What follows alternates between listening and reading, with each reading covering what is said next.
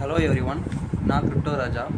இன்றைக்கி நம்ம வீடியோவில் கேம்ஸ்டாப் கார்ப்புங்கிற ஒரு பெரிய கேமிங் கம்பெனியை பற்றி தான் பார்க்க போகிறோம்.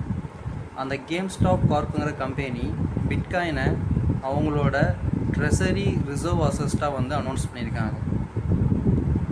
ஸோ ஃபஸ்ட்டு இந்த கேம்ஸ்டாப் கார்ப்புன்றவங்க வந்து யார், அதுக்கப்புறம் இவங்க என்ன பண்ணிக்கிட்டு இருக்காங்க, இப்போ வந்து என்ன பண்ண போகிறாங்க அப்படின்றதான் வந்து இந்த வீடியோவில் பார்க்க போகிறோம்.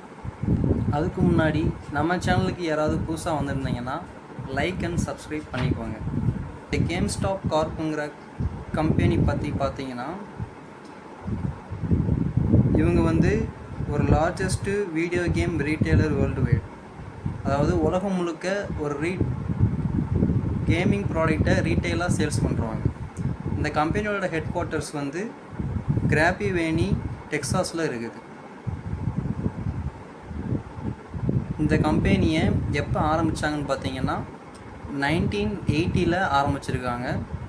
அப்போது இந்த கம்பெனிக்கு இருந்த பேர் வந்து பேப்பேஜ். ரீசெண்டாக 2000 தான் இந்த கம்பெனியோட பேரை வந்து மாற்றி கேம்ஸ்டாப் கார்ப்னு நேம் மாற்றிருக்காங்க. இவங்களோட ப்ராடக்ட்ஸ் பார்த்தீங்கன்னா வீடியோ கேம்ஸ் சேல்ஸ் பண்ணுறது, அதுக்கப்புறம் கன்சோல்ஸ், அதுக்கப்புறம் வந்து அக்சசரிஸ், கேம்ஸுக்கான அக்சசரிஸை வந்து சேல்ஸ் பண்ணுறது. கம்பெனி வேர்ல்டு முழுக்க எங்கெல்லாம் இருக்குதுன்னு பார்த்தீங்கன்னா யுனைடெட் ஸ்டேட், ஆஸ்திரேலியா, கனடா, அப்புறம் ஃப்ரான்ஸ், இன்னும் சில கண்ட்ரீஸ்லாம் இருக்குது. ஆனால் மேஜராக இருக்கிற கண்ட்ரீஸ் பார்த்திங்கன்னா இந்த 4 தான். யுனைடெட் ஸ்டேட்டில் 2300 ஷாப்ஸ், அதுக்கப்புறம் ஆஸ்திரேலியாவில் 374 ஷாப்ஸ், கனடாவில் 193 ஷாப்ஸ், ஃப்ரான்ஸில் 311 ஷாப்ஸ். கேம்ஸ்டாப்போட ஃபவுண்டர்ஸ் யார் யாருன்னு பார்த்தீங்கன்னா லெனார்டோ ரிஜியோ, டேனியல் டமாட்டியோ, ரிச்சர்ட் ஃபான்டினி. கேம்ஸ்டாப்போட ரெவன்யூ வந்து 2023 அஃபிஷியலாக ஒரு அனௌன்ஸ்மெண்ட் வந்து விட்டுருக்காங்க. கம்பெனியோட ரெவன்யூ 2023 பார்த்தீங்கன்னா 5.27 பில்லியன். ஆப்ரேட்டிங் இன்கம் வந்து 37 மில்லியன். அண்டு நெட் இன்கம் பார்த்தீங்க அப்படின்னா 6.7 மில்லியன் டாலர்ஸ். டோட்டல் அசஸ்ட் பார்த்தீங்கன்னா 2.71 பில்லியன்.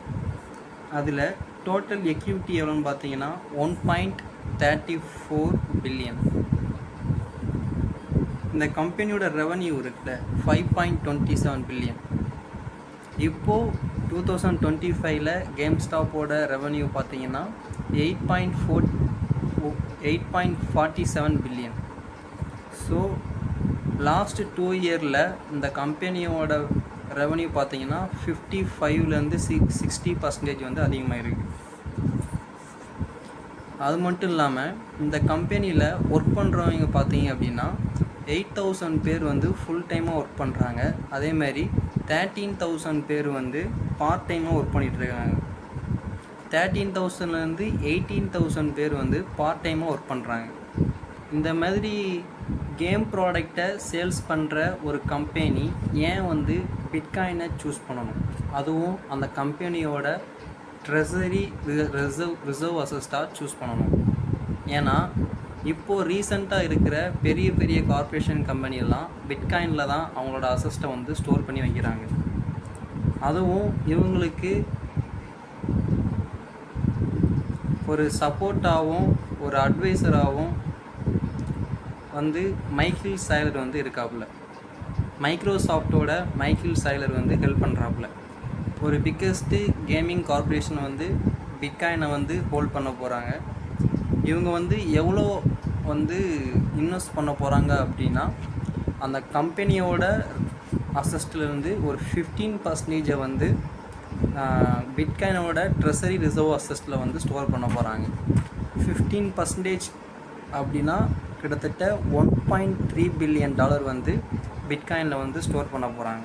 இவங்க பிட்காயினை வந்து அவங்களோட ட்ரெஸரி ரிசர்வ் அசஸ்ட்டை அனௌன்ஸ் பண்ண பிறகு நம்ம மைக்ரோசாஃப்டோட மைக்கேல் சைலர் வந்து அவங்களுக்கு வந்து மெசேஜ் பண்ணியிருக்காப்புல எந்த மாதிரி வந்து இன்வெஸ்ட் பண்ணலாம் அப்படின்ற ஐடியா கொடுக்கறதுக்காண்டி. முக்கியமான ஆளை பற்றி சொல்ல மறந்துட்டேன்.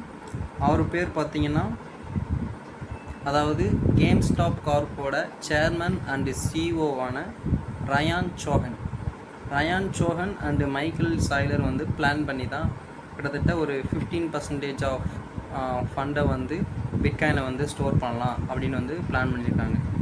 இந்த